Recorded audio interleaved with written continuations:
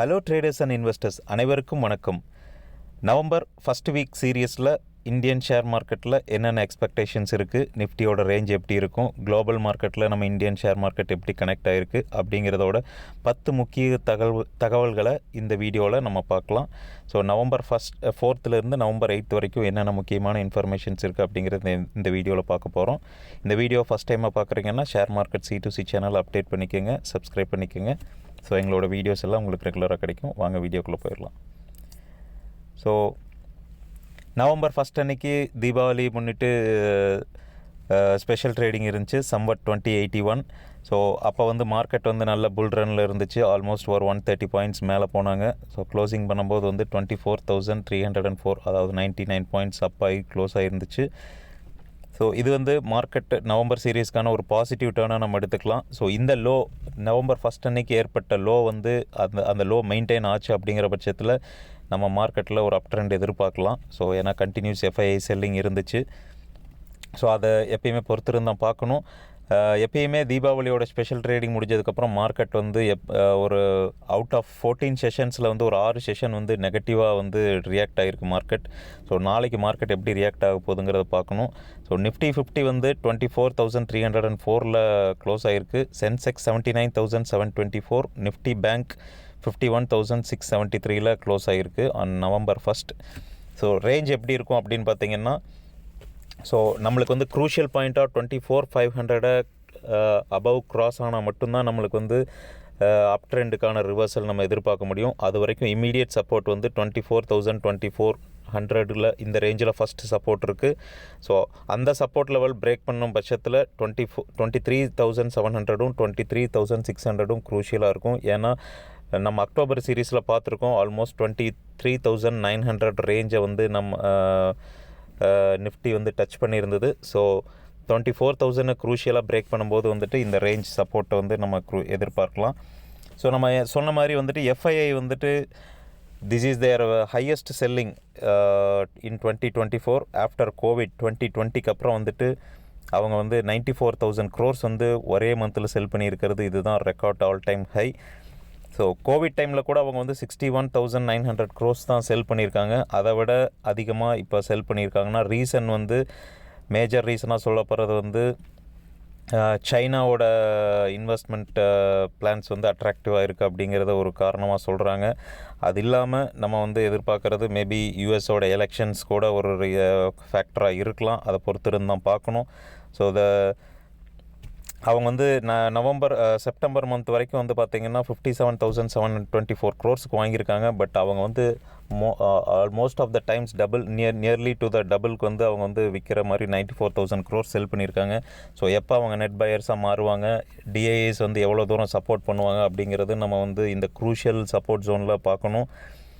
Next coming வீக்ஸில் எந்தெந்த டேட்ஸில் என்னென்ன important informations இருக்குதுன்னு பார்த்துருவோம்.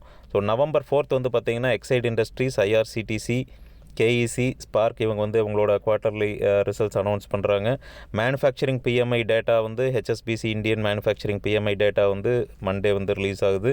Usually Indian market data based driven market கிடையாது. இருந்தாலும் இந்த நம்பர்ஸ் எல்லாம் it's very key information. So US factory orders September data யூஎஸ்க்கு due on Monday. So next November 5 பார்த்திங்கன்னா DRL, GAIL, JK Tyres, Manappuram Finance, Titan, Mazagon Dock, Oil India இவங்கெல்லாம் அவங்களோட quarterly results announce பண்ணுறாங்க. US election day on November 5. So இதுதான் ரொம்ப க்ரூஷியலாக நம்ம எதிர்பார்க்குற நாள். So who is going to one அப்படிங்கிறத இந்த எலெக்ஷன் டேயில் ஒரு ஸ்டெபிலிட்டி கிடைக்கும். US மார்க்கெட்டில் ஒரு ஸ்டெபிலிட்டி இருக்கும்போது இந்தியன் மார்க்கெட்லேயும் ஒரு டேர்ன் ஓவர் கிடைக்கும். So China service PMI data November 5 எதிர்பார்க்குறோம். ஸோ நவம்பர் 6 பார்த்திங்கன்னா Apollo hospitals, power grid, Tata steel, Trident, RITES இவங்க அவங்களோட குவார்ட்டர்லி ரிசல்ட்ஸ் அனௌன்ஸ் பண்ணுறாங்க. Biggest affected Swiggy IPO open பண்ணுறாங்க நவம்பர் 6. அவங்க 11,330 crores initial public offer release பண்ணுறாங்க. So அதே சமயத்தில் பேங்க் ஆஃப் ஜப்பான் அவங்க இன்ட்ரெஸ்ட் ரேட் டிசிஷனை ஸ்டில் அதை அப்படியே ஹோல்ட் பண்ணுறாங்க. பட் அவங்களோட ரீசெண்ட் ஒரு மீட்டிங் நடந்திருக்கு. அவங்களோட மீட்டிங்கில் வந்துட்டு ஸ்டில் ரேட் கட்டை பற்றி என்ன முடிவு எடுத்திருக்காங்க அப்படிங்கிறது ஒரு டிசிஷன் வந்து தெரிய வரும்.